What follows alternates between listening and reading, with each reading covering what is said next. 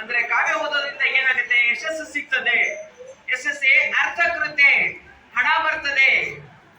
ಸದ್ಯ ಪರನಿವೃತೆಯೇ, ಚಲೋ ಕಾವ್ಯಗಳನ್ನು ಓದಿದ್ರೆ ಸ್ವರ್ಗನ ಸಿಗ್ತದೆ. ಆಮೇಲೆ ಇನ್ನು ಲೋಕ ಜ್ಞಾನ ಬರ್ತದೆ. ಮನೆಗೆ ಏನ್ ಬರ್ಲಿಲ್ಲ ಅಂದ್ರೂ ಒಂದೊಂದು ಕಾಂತ ಸಮೇತ ತಯೋಪದೇಶ ಇದೆ. ಅಂದ್ರೆ ಹೆಂಡತಿಯಂತೆ ಉಪದೇಶ ಮಾಡ್ತದೆ. ಗಂಡ ಕುಡಿದು ಬಂದ್ರ ಹೆಂಡತಿ ಲಟ್ಟಣಿಗೆ ತಗೊಂಡು ಹೊಡ್ಯಕ್ ಹೋಗಲ್ಲ. ಅದ್ರ ಬದಲಾಗಿ ಏನ್ ಹೇಳ್ತಾರೆ ಅಂದ್ರೆ, ಅಯ್ಯೋ ಏನ್ರಿ ನೀವು ಹಿಂಗೆಲ್ಲ ಕುಡಿದು ಬಂದ್ರೆ ನಮ್ಮ ಮಕ್ಕಳ ಗತಿ, ನಮ್ಮ ಸಂಸಾರದ ಗತಿ ಏನ್ರಿ? ಅಷ್ಟು ಅವನ ಮನಸ್ಸಿಗೆ ಇಡಿಸುವ ರೀತಿಯಲ್ಲಿ ಆ ಒಂದು ಚಟವನ್ನು ಬಿಡಿಸುವ ಪ್ರಯತ್ನ ಮಾಡುವ ಹಾಗೆ ಸಾಹಿತ್ಯನ ಕೂಡ ಆ ಒಂದು ಹೆಂಡತಿ ಹಾಗೆ ಅದು ಉಪದೇಶವನ್ನ ಮಾಡ್ತದೆ ಅಂತಕ್ಕಂಥದ್ದು ಒಂದು ಭಾಗ. ಮಹಿಳಾ ದಿನಾಚರಣೆ, ಮಹಿಳೆ ಕುರಿತು ಸಾಕಷ್ಟು ಮಾತನಾಡಿದ್ದಾರೆ. ಒಂದೇ ಒಂದು ಮಾತನ್ನು ಹೇಳ್ತೇನೆ, ಯಾಕಂದ್ರೆ ಯಾರು 100 ಮಾತು ಹೇಳಿದ್ರು.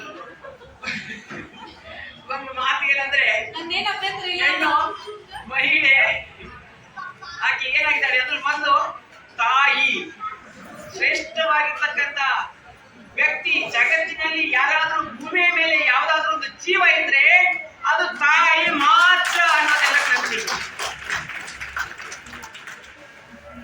ಬರೀ ಮನುಷ್ಯರಿಗೆ ಅಷ್ಟೇ ಅಲ್ಲ, ಮನುಕುಲಕ್ಕೆ ಅಷ್ಟೇ ಅಲ್ಲ, ಪಶು ಪಕ್ಷಿ ಪ್ರಾಣಿಗಳಿಗೂ ಕೂಡ ತಾಯಿ ಅಂತಕ್ಕಂಥ ಒಂದು ಜೀವ ಅವ್ರು ಜೋಪಾನ ಮಾಡೋದ್ರಿಂದ ಭೂಮಿ ಮೇಲೆ ಇಷ್ಟೆಲ್ಲ ಜೀವಿಗಳು ಇವತ್ತು ಜೀವಂತವಾಗಿರೋದನ್ನ ನಾವು ನೋಡ್ತಾ ಇದ್ದೇವೆ.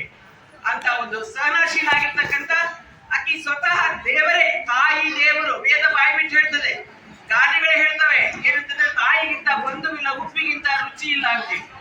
ಆ ತಾಯಿಯ ಸರಿಗಿರ್ತಕ್ಕಂಥ ಯಾವ ವ್ಯಕ್ತಿಯು ನಮ್ಗೆ ಸಿಗೋದಕ್ಕೆ ಸಾಧ್ಯವೇ ಇಲ್ಲ. ಆಕೆಯ ತಾಳ್ಮೆ ಆಗಿರ್ಬೋದು. ಅದ್ ಎಂತ ಕರಕಷ್ಟರಿ 9 ತಿಂಗಳು ಹೊತ್ಕೊಂಡು ಆಮೇಲೆ ಅದು ಹೆರಿಗೆ ನೋವಂತೂ ಹೇಳಲಿಕ್ಕೆ ಸಾಧ್ಯನೇ ಇಲ್ಲ. ಎಷ್ಟೋ ಜನಕ್ಕೆ ಅದು ಅರ್ಥವೂ ಆಗ್ಲಿಕ್ಕಿಲ್ಲ.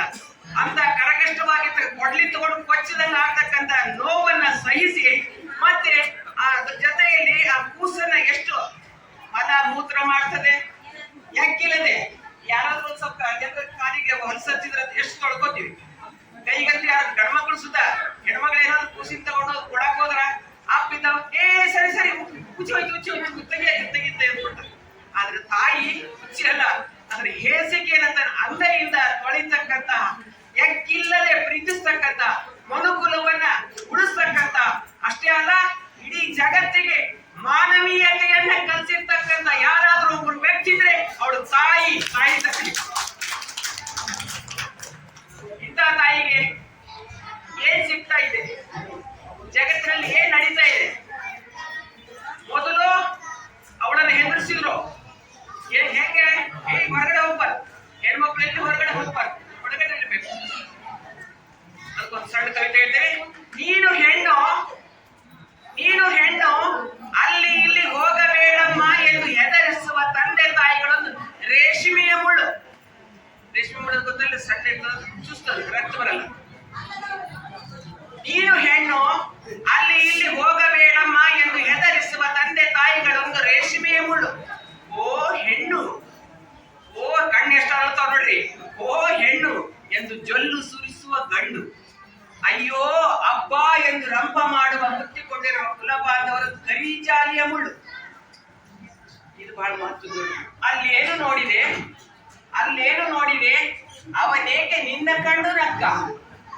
ಅಲ್ಲೇನು ನೋಡಿದೆ ಅವನೇಕೆ ನಿನ್ನ ಕಂಡು ನಕ್ಕ. ಅವನೊಂದಿಗೆ ಮಾತನಾಡಿದೆ ಏಕೆ ಎಂದೆಲ್ಲ ಸಂಶಯಿಸುವ ಕಟ್ಟಿಕೊಂಡ ಕಂಡರನ್ನು ಅರಂಗಿ ಜಾಲಿ ಮುಳ್ಳು. ಮುಪ್ಪಿನಲ್ಲಿ ತಾಯಿಯ ಜೋಪಾನ ಮಾಡದ, ತಾಯಿಯ ಪ್ರೀತಿ ಮರೆದು ಮೆರೆವ ಅನಾಡಿ ಮಗನದ್ದು ಕಣ್ಣಿಗೆ ಕಾಣದ ಸೂಕ್ಷ್ಮ ಕ್ಯಾಕ್ಟಸ್ ಮುಳ್ಳು. ಇಂತಿ ಮುಳ್ಳು ಬೇಲಿಯ ಮಧ್ಯೆ ನಾನಿದ್ದು ಬೆಳಗಲೇ ಹೀಗೆ ಏನೇನು ಆಪತ್ತುಗಳು ಹೆಣ್ಣಿನ ಬೆನ್ನಿಗೆ ಏನಾದ್ರು ಅಂತಂದ್ರೆ, ನಮ್ಮ ಸಹೋದರ ಇದ್ದಾರೆ, ನಮ್ಮ ಮಾಡ್ತಾರೆ, ನಮ್ಮ ಅಪ್ಪನ ಜೋಪಾನ ಮಾಡ್ತೇನೆ ಅಂತ ಅದೆಲ್ಲ ಒಂದ್ ಕಡೆ ಆಯ್ತು. ಆದ್ರೆ ಅದಕ್ಕಿಂತ ಹೆಚ್ಚು ಬೆನ್ನಿಗೆ ಅಂಟಿಕೊಂಡಿರೋದು ಏನಾದ್ರು ಇದ್ರೆ ಯಾವಾಗ್ಲೂ ಹೆದರ್ಕೊಂಡು ಏನಾದ್ರೂ ಒಂದು ಅನ್ಯಾಯಕ್ಕೊಳಗಾಗ್ತಕ್ಕಂಥದ್ದು, ಒಂದು ನೋವಾಗ್ತಕ್ಕಂಥದ್ದು, ಇಂತ ಒಂದು ಸಮಸ್ಯೆಯ ಸುಳಿಯಲ್ಲಿ ಆಕೆ ಯಾವಾಗ್ಲೂ ಸಿಕ್ಕೊಂಡಿರ್ತಾರೆ. ಯಾವ ಕೆಲಸ ಮಾಡೋದು ಏನೋ ಒಂದು ಆಗಿರ್ತದೆ.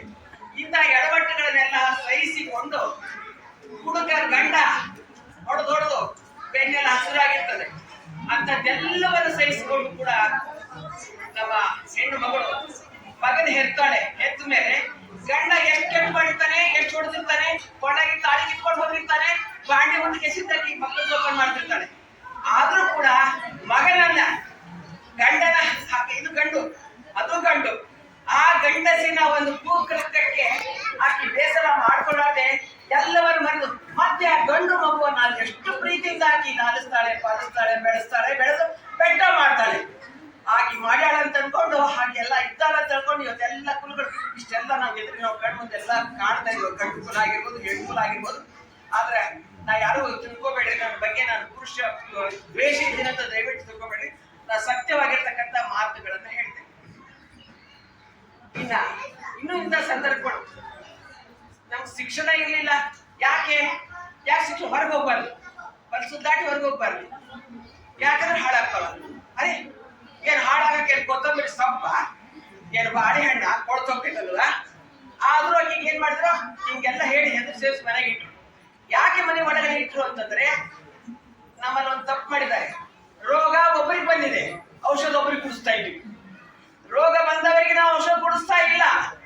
ಆಗ ಬಾರ ಕೂಲ್ ಮಾಫ್ ಏನ್ ಮಾಡಿದ್ರಿ ಎಲ್ಲ ಎಂತಿಂತ ಕೆಲಸ ಮಾಡಿ ಕೂಕೃತಿ ಮಾಡಿ ಕೊಲೆ ಮಾಡಿರ್ತಾರೆ, ಹೆಣ್ಮಕ್ಳ ಮಾನಹರಣ ಮಾಡ್ತಾರೆ. ಇವತ್ತ ದಿನ ಒಂದೊಂದು ಕೇಸ್ ಹೆಣ್ಮಕ್ಳನ್ನ ಪೀಸ್ ಮಾಡಿ ಆಕೆಯ ಮಾನಹರಣ ಮಾಡಿ ಜೀವನದೋಗ ಬಿಡ್ಲಾರ್ದೆ ಹೀಗೆ 35 ತುಂಡು ಮಾಡಿದ್ರು, ತುಂಡು ಮಾಡಿದ್ರು, ಎಲ್ಲ ಹೋಗ್ತೀವಿ ನೋಡ್ತೀವಿ. ಅಯ್ಯೋ ದೇವ್ರೆ, ಇದು ಎಂತ ಕೂಕೃತ್ಯ, ಎಂತ ಹೃದಯವನ್ನ ಕೊಟ್ಟಿದ್ದಾನೆ ಭಗವಂತ ಮನುಷ್ಯನಿಗೆ ಅಂತ ಒಂದು ಸಲ ಬಹಳ ಬೇಸರ ಆಗುತ್ತೆ ನನಗಂತೂ.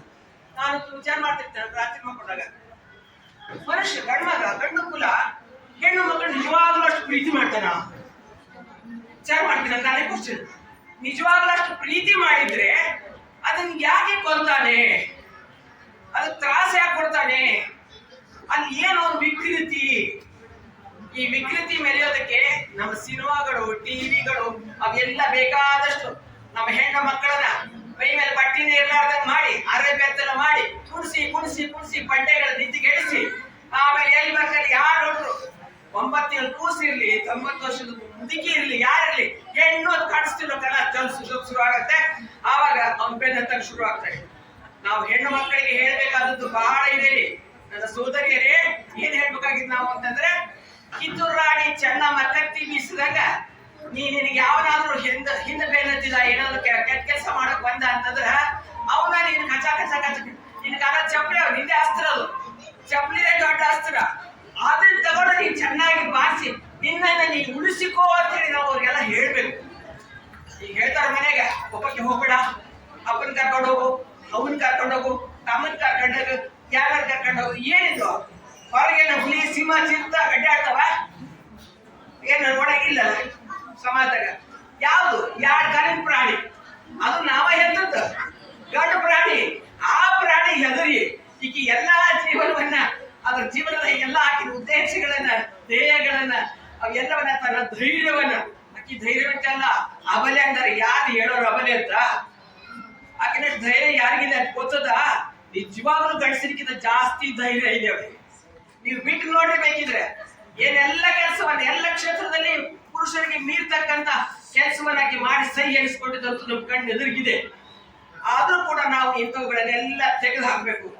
ಇನ್ನೂ ಒಂದು ಹೇಳ್ತಾರೆ, ಲೈಂಗಿಕ ಹಲ್ಲೆಗಳು ಬಹಳ ಯಾವಾಗ ಬರೆದಾಗ, ಭಾಷಣ ಮಾಡಿದಾಗ, ಹಿಂಗ್ ಮಾಡಿದಾಗ ಕ್ವಶನ್ ಕೇಳ್ತಾರೆ. ಏನ್ ಕ್ವಶನ್ ಕೇಳ್ತಾರೆ ಅಂದ್ರೆ, ಏನ್ರಿ ಮೇಡಮ್ ನೀವ್ ಹೆಣ್ಮಕ್ಳೇನ್ ಸಾಮಾನ್ಯ ಇದ್ದಾರೆ? ಯಾಕಪ್ಪ ಅಸಾಮಾನ್ಯ ಕೆಲಸ ಏನ್ ಮಾಡಿ ನೋಡ್ತೀವಿ? ಅವ್ರೇನ್ರಿ ಅವ್ರ ಮೈ ಹಂಗೇನ್ರ ಬಟ್ಟೆ ಇರ್ತದೆ ನೀವು ನೋಡ್ರಿ, ಅವರು ತೋಳಿಲ್ಲದ ತುಂಡು ರವಿಗೆ ಹಾಕೋತಾರೆ. ಆಮೇಲೆ ಹೊಕ್ಕಳು ಕಾಡ್ಸಂಗ ಸೀರೆ ಉಟ್ಕೋತಾರೆ. ಇನ್ನೆಲ್ಲ ಕೆಲವೊಂದು ಸ್ಕರ್ಟ್ ಪ್ಯಾಂಟ್ ಹಾಕೋತಾರೆ, ಏನೆಲ್ಲ ಮಾಡ್ತಾರೆ. ಅದಕ್ಕೆ ನಮ್ಗೆ ಸುಮ್ಮನೆ ಇರ್ಕಾಗಿಲ್ಲ. ನಾ ಹೇಳಿದೆ ಅವ್ರು ಬತ್ಲೆ ಆಗ್ಲಿ, ನೀನ್ ಮನ್ಸಿನ ಮ್ಯಾಗ ನೀನ್ ಪರ್ದೆ ಹಾಕೋ, ನಿನ್ ಕಣ್ಣಿಗೆ ಅದೆಲ್ಲ ಯಾಕೆ? ನೀನ್ ಮನಸ್ಸು ಕಟ್ಟಿದ್ರ ಅಂದ್ರೆ ನೀನೇ ಅದಕ್ಕೆ ಅವ್ರನ್ನ ಹಾಳು ಮಾಡೋದಕ್ಕೆ ನೀನೇ ಕಾರಣ. ಅವ್ರು ಯಾರು ಚಂದ ಉಟ್ಕೊಂಡು ಅಜ್ಜಿ ಇರ್ತಾವ, ಏನ್ ವಯಸ್ಸಾದ ಅಜ್ಜಿ. ಒಂದ್ ಸಂದರ್ಭ ಮಕ್ಕಳ ಮನೆಯಾಗ 90 ವರ್ಷದ ಮುದುಕಿ ಮಕ್ಕಳು ಯಾರಿದ್ರ ಕಾಸು ಬರ್ತವ್ರ ಜೋಪಾನ ಮಾಡ್ತಿದ್ರು. ರಾತ್ರಿ ಮುದುಕಿ ನೆಳ್ಳಾಕತ್ತಿದ್ರು ಬಹಳ. ಪಕ್ಕದ ಮನೆಯವ್ರು ಓಡೋದು, ಯಾಕೆ ಮುದುಕಿ ಸಾಯ್ಲಿಕ್ಕತ್ತಾಳೆ ಅನ್ನೋ, ಜೀವ ಉಳ್ಕತ್ತೆ ನೆಳ್ಳಾಕತ್ತ. ಒಬ್ಬ ದುಷ್ಟ ಬಂದು ಆಕಿ ಮೇಲೆ ಲೈಂಗಿಕ ಹಲ್ಲೆ ಮಾಡ್ತಾ ಇದ್ದ ಅಂತಂದ್ಮೇಲೆ ಎಂತದ್ ಎಲ್ಲಿಗೆ ಹೋಗಿದೆ ನೋಡಿ. ನಮ್ದು ನಮ್ಮ ಸಮಾಜ ಎಲ್ಲಿಗೆ ಹೋಗಿದೆ, ಯಾವ ಕಡೆ ಹೋಗ್ತಾ ಇದೆ ಹೇಳ್ತೀವಿ ನಾವು. ದೇವರು ಸ್ತ್ರೀ ಅಂದ್ರೆ ದೇವರು ಅಂತ ಹೇಳ್ಕೊಂಡು ಆ ದೇವರಿಗೇನು ದೇವರಿಲ್ಲ ನಿಜವಾಗ್ಲು. ಆದ್ರೆ ನೋಡಿ, ಲಕ್ಷ್ಮಿ ಕಾಲ್ ಬೀಳೋರು ಅವರೇ, ರೊಕ್ಕ ಕೊಡು, ಸರಸ್ವತಿ ವಿದ್ಯಾ ಕೊಡು, ಆಮೇಲೆ ಶೌರ್ಯತ್ವ ಕೊಡು, ಏನೆಲ್ಲ ಹೆಣ್ಣು ಮಕ್ಕಳಿಂದ ತಗೋಬೇಕಾಗಿದೆ. ತಗೊಳ್ಳೋದು ಅವ್ರ ಕಡೆಯಿಂದ ತಗೊಳ್ಳೋದು ಏನು ಇಲ್ಲ ನಮ್ಗೆ. ಅವ್ರದ್ದು ಒಂದೇ ಹಬ್ಬ ಇರೋದು ಹೋಳಿ ಹುಣ್ಣಿ, ಮೊನ್ನೆ ಆಯ್ತು ನೋಡ್ರಿ. ಅದೊಂದು ಹಬ್ಬ ಬಿಟ್ರೆ ಬೇರೆ ಹಬ್ಬಗಳೇ ಇಲ್ಲ ಪಾಪ ಅವ್ರಿಗೆ. ಆದ್ರೆ ಇಂಥದ್ರ ಮಧ್ಯದಲ್ಲೂ ಪ್ರತಿಯೊಂದು ಸಂದರ್ಭದಲ್ಲೂ ಮಹಿಳೆ ಅಸ್ತಿತ್ವ ಆಯ್ತು, ಮಹಿಳೆ ಮಹತ್ವ ಆಯ್ತು ಎಷ್ಟು ಅನ್ನೋದನ್ನ ಅರಿಲಾರದೆ ಒಂದೇ ಅರ್ಥ ಮಾಡ್ಕೊಂಡಿದ್ದಾರೆ. ಆಕೆನ ಹೆಚ್ಚು ಗಮನಿಸಿದ್ದು ಏನಂದ್ರೆ ಭೋಗದ ವಸ್ತು ಭೋಗಿಸ್ಬೇಕಂತ ಲಾಲಸೆ ಬಹಳಷ್ಟು. ಎಲ್ಲಾ ಪುರುಷರೆಲ್ಲ ವಿಕೃತಿ ಇರ್ತಕ್ಕಂಥ ವಿಕೃತ ಕಾಮ ಯಾರಲ್ಲಿ ಇರ್ತದೋ ಅಂತ ಪುರುಷ ಇಂತ ಕೆಲಸ ಮಾಡ್ತಾರೆ. ಹಾಗೆ ನೋಡಿದ್ರೆ ನಮ್ಮ ಹೆಣ್ಮಕ್ಳಿಗೆಲ್ಲ ಎಚ್ಚರಿಸಿದವರು, ಬಲ ಕೊಟ್ಟವರು ಎಲ್ಲ ನಮ್ಮ ಸೋದರಿದ್ದಾರೆ. ಎಷ್ಟು ಬರದು ಬಸವಣ್ಣವರಾಗಿರ್ಬೋದು, ಎಲ್ಲರೂ ಎಷ್ಟೊಂದು ಕೆಲಸ ಮಾಡಿದ್ದಾರೆ ಮಹಿಳಾ ಕುಲದ ಸಲುವಾಗಿ. ಆದರೆ ಯಾವಾಗ್ಲೂ ನೋಡ್ರಿ, ಒಂದು ಕೊಡ ಹಾಲ್ನಾಗ ಒಂದ್ ಹಾಳು ಉಪ್ಪು ಹಾಕಿದೆವು. ಹಾಲು ಬಾಳ ಉಪ್ಪು ಬಾಳ, ಆದ್ರೆ ಹಾಲು ಕೆಟ್ಟೋಯ್ತು.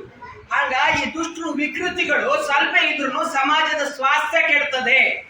ಅದಕ್ಕಾಗಿ ನಾವುಗಳು ಪುರುಷರ ಆದಿಯಾಗಿ ಹೆಣ್ಣು ಮಕ್ಕಳ ಆದಿಯಾಗಿ ಹೆಣ್ಮಕ್ಳು ತನ್ನ ಮಕ್ಕಳನ್ನ ಮನೆಯೊಳಗೆ ಹೆಂಗ ಬೆಳೆಸಬೇಕು ಅಂತಂದ್ರೆ, ನೀ ಹೆಣ್ಮಕ್ಳು ನೋಡಿದ್ರೆ ನೀನು ಗೌರವ ಸೂಚಿಸ್ಬೇಕು, ಅವ್ರ ಕಾಲ್ ಬೀಳು, ಅವ್ರ ನೀನ್ ಅಕ್ಕ ತಂಗಿ, ಅವ್ರ ಲಕ್ಷ್ಮಿ, ಅವ್ರ ಸರಸ್ವತಿ, ಅವ್ರಿಗಿಂತ ಭಾವನೆಗಳು ತುಂಬಬೇಕು. ಈಗಂತೂ ಸುಳ್ಳಾಡಿ ಸಿನಿಮಾಗಳು, ಇಂಥ ಸಿನಿಮಾಗಳು ಬಂದು ಕಲಿಯೋದಂತೂ ಏನಿಲ್ಲ. ಅವ್ರೆಲ್ಲ ರೊಕ್ಕ ಸಲುವಾಗಿ ಯಾರ್ಯಾರ್ದ ನಮ್ಮ ಹೆಣ್ಮಕ್ಳು ಮೈ ತೋರಿಸಿ ರೊಕ್ಕ ಮಾಡ್ಕೊಂಡು ಹೋಗ್ಬಿಡ್ಲಿಕ್ಕತ್ತಾರ. ಆದ್ರೆ ಈ ಹೆಣ್ಣು ಎಲ್ಲ ನಿಲ್ಲಿಸ್ಬೇಕು. ನಮ್ಮ ಹೆಣ್ಮಕ್ಳು ಅರ್ಥ ಮಾಡ್ಕೋಬೇಕು. ಏನು ಅವ್ರ ಮೈ ತೋರಿಸ್ಬೇಕಾ? ನಮ್ಗೆ ಮೈ ತೋರ್ಸೋದು ಫ್ಯಾಷನ್ ಮಾಡೋದು ನಾನು ಮಾಡಬಾರ್ದು ಅಂತ ಹೇಳಂಗಿಲ್ಲ. ನೀವ್ ಏನೇ ಉಟ್ಕೋರಿ, ಸ್ಕರ್ಟ್ ಹಾಕೋರಿ, ಪ್ಯಾಂಟ್ ಹಾಕೋರಿ, ಏನಾರ ಹಾಕೋರಿ, ಆದ್ರೆ ನಿಮ್ಮ ತನವನ್ನ ಉಳಿಸಿಕೊಳ್ಳಿ. ಧೈರ್ಯ, ಸಾಹಸ, ಶೌರ್ಯ, ಒಳ್ಳೆ ಗುರಿ ಕಡೆ ಹೋಗೋದು ನಿಮ್ ಕೆಲಸ. ಅದನ್ನ ನೀವು ಯಾವಾಗಲೂ ನಮ್ಮ ಹೆಜ್ಜೆಗಳು ಹೆಂಗಿರಬೇಕು, ಎಚ್ಚರಿಕೆ ಇರಬೇಕು. ಇಲ್ಲ ಇದು ನಾವು ಅಪಾಯಕ್ಕೆ ಸಿಕ್ಕಾಕೋತೀವಿ.